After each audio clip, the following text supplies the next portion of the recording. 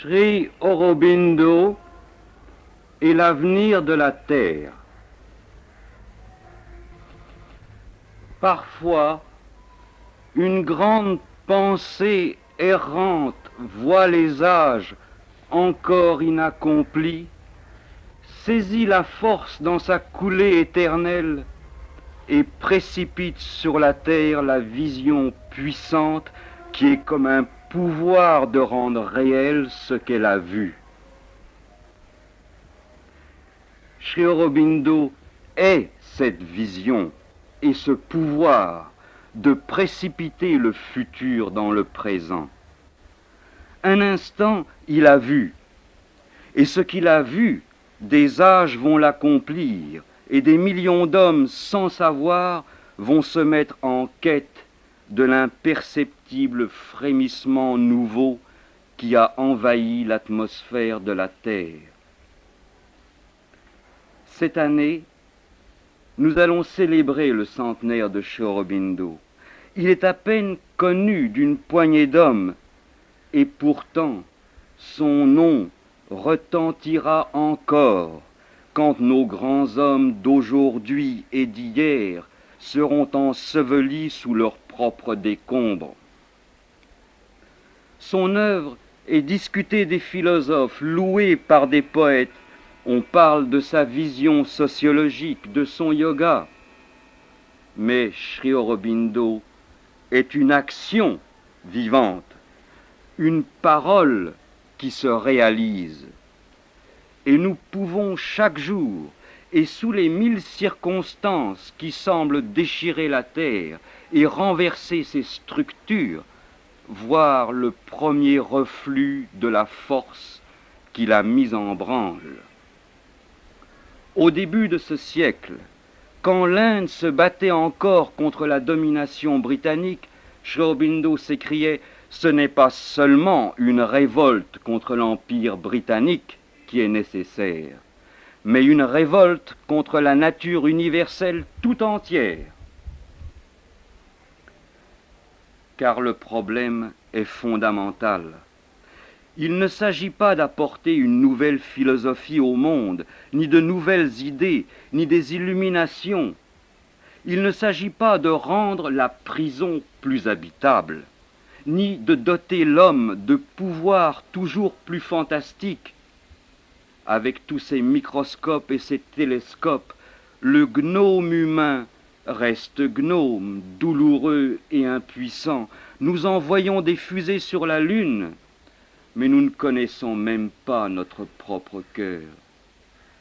Il s'agit, dit Sri Aurobindo, de créer une nouvelle nature physique qui sera l'habitation d'un être supramental au sein d'une nouvelle évolution.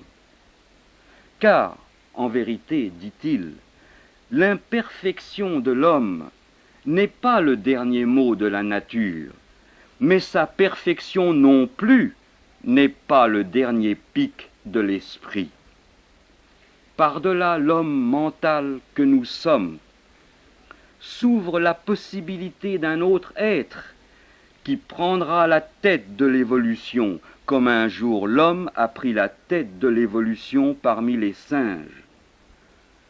Si l'animal, dit Sri Aurobindo, est un laboratoire vivant dans lequel la nature a, dit-on, façonné l'homme, l'homme lui-même est peut-être aussi un laboratoire vivant et pensant dans lequel, et avec la coopération consciente duquel, la nature façonnera le surhomme, le Dieu.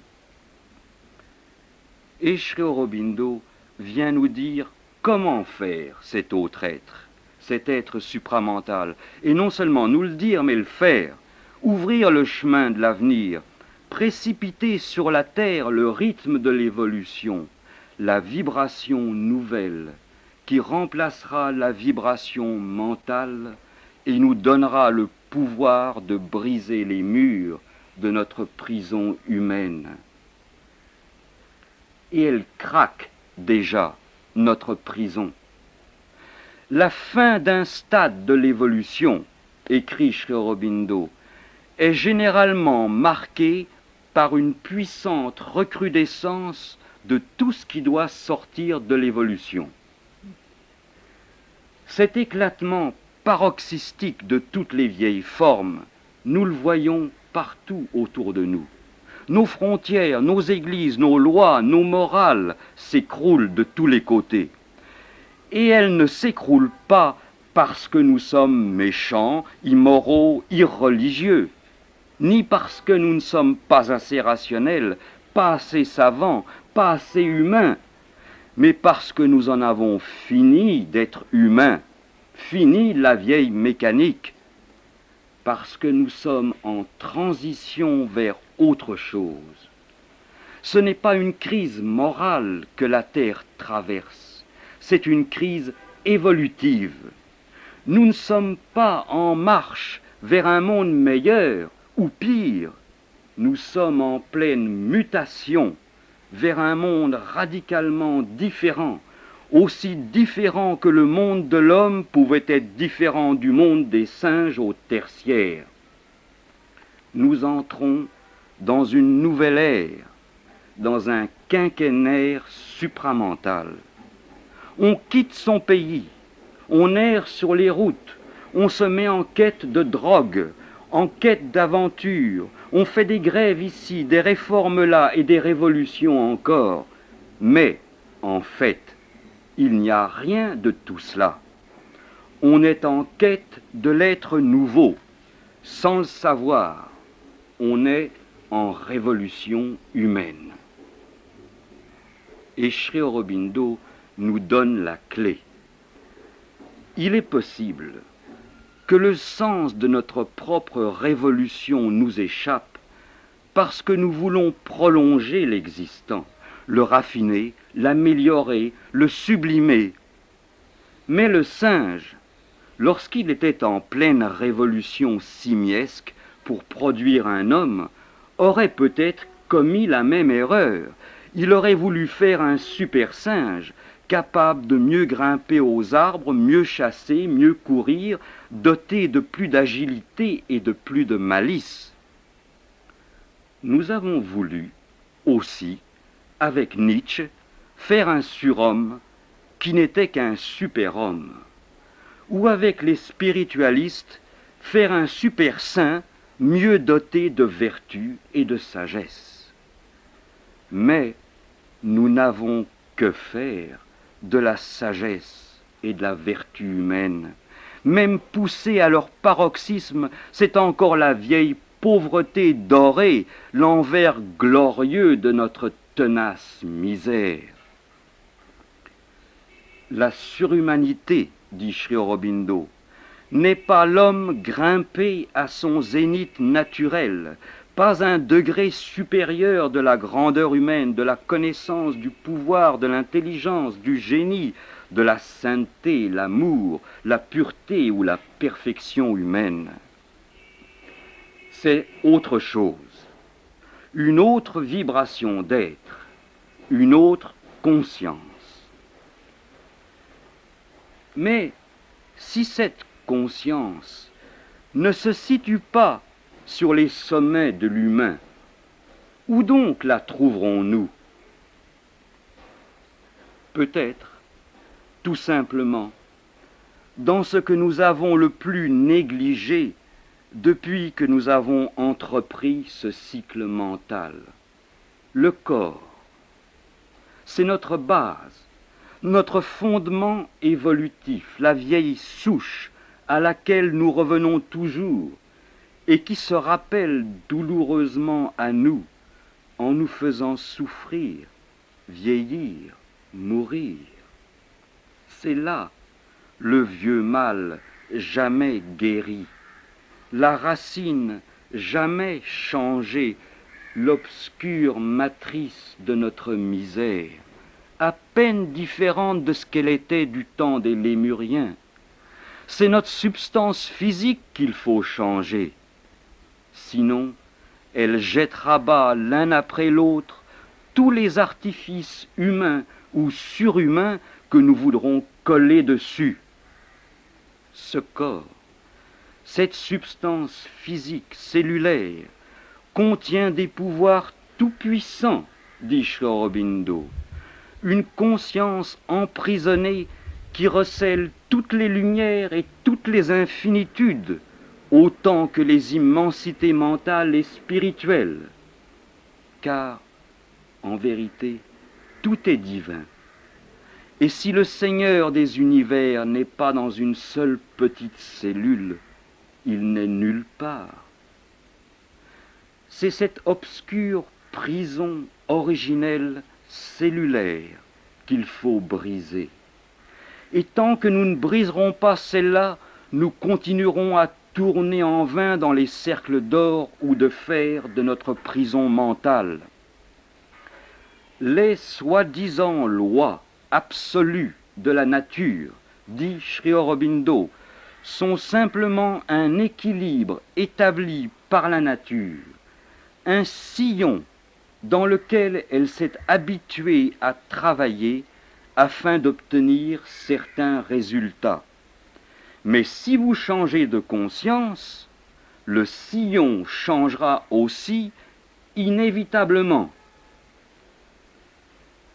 Telle est la nouvelle aventure à laquelle Sri Aurobindo nous convie. Bon gré, mal gré, la terre entière est en train de passer dans un nouveau sillon. Mais pourquoi pas de bon gré?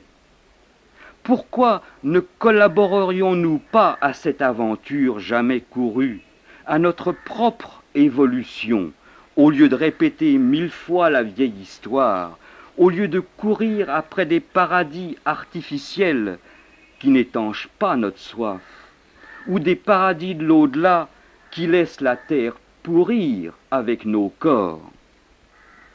Pourquoi commencer, si c'est pour en sortir, s'écriait la mère, celle qui continue l'œuvre de Sri Aurobindo. À quoi sert-il d'avoir tant lutté, tant souffert, d'avoir créé une chose qui, dans son apparence extérieure au moins, est si tragique et dramatique, si c'est simplement pour vous apprendre à en sortir? Il aurait mieux valu ne pas commencer. L'évolution n'est pas un chemin tortueux pour en revenir un peu meurtri au point de départ. C'est tout au contraire, dit la mère, pour apprendre à la création totale, la joie d'être, la beauté d'être, la grandeur d'être, la majesté d'une vie sublime, et le développement perpétuel, perpétuellement progressif de cette joie, cette beauté, cette grandeur. Alors, tout a un sens. Ce corps, cette obscure bête de somme, est le terrain d'expérience du yoga de Sri Aurobindo, qui est un yoga de la terre entière, car on peut comprendre que si un seul être parmi nos millions de souffrances arrive à opérer le saltus évolutif, la mutation du prochain âge, la face de la terre s'en trouvera changée et tous les soi-disant pouvoirs dont nous nous glorifions maintenant apparaîtront comme des jeux d'enfants devant ce rayonnement de l'esprit tout-puissant incarné dans un corps. Sri Aurobindo nous dit que c'est possible. Non seulement que c'est possible, mais que ça se fera. C'est en train de se faire.